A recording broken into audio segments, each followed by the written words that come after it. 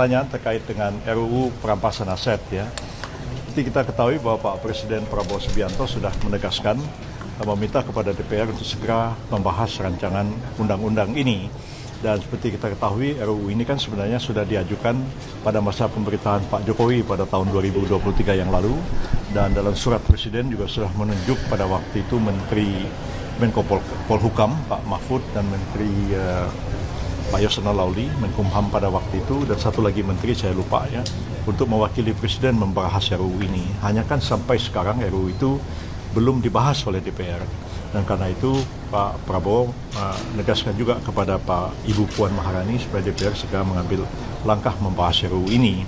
Dalam perkembangan selanjutnya, Menteri Hukum sudah melakukan rapat di DPR dalam rangka perubahan prolegnas, dan ini sudah memasukkan RUU perampasan aset ini dalam prolegnas tahun 2025-2026 ya, nanti akan segera dibahas pada tahun ini juga.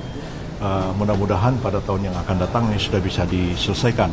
Tetapi saya mendengar juga ada perkembangan baru bahwa DPR akan mengambil alih inisiatif ini, dan kami persilahkan DPR segera mau merevisi atau mau menambahi, itu diserahkan pada DPR. Tapi pada sisi pemerintah siap untuk membahas RUU ini kapan saja DPR menyerahkan RUU itu kepada Presiden. Jadi dari sisi pemerintah nggak usah ada keraguan, kami siap membahas RUU itu, dan tergantung Pak Presiden nanti siapa yang akan ditunjuk, menteri mana yang akan ditunjuk untuk mewakili Presiden dalam membahas RUU tentang perampasan aset ini.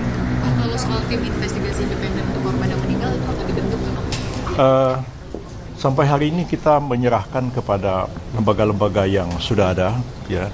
Artinya langkah-langkahnya itu kan sudah lebih konkret dilakukan.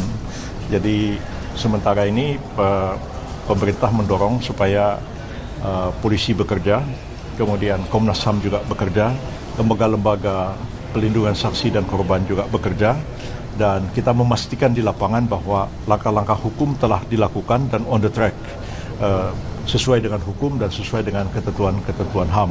Download Tribun X sekarang, menghadirkan lokal menjadi Indonesia.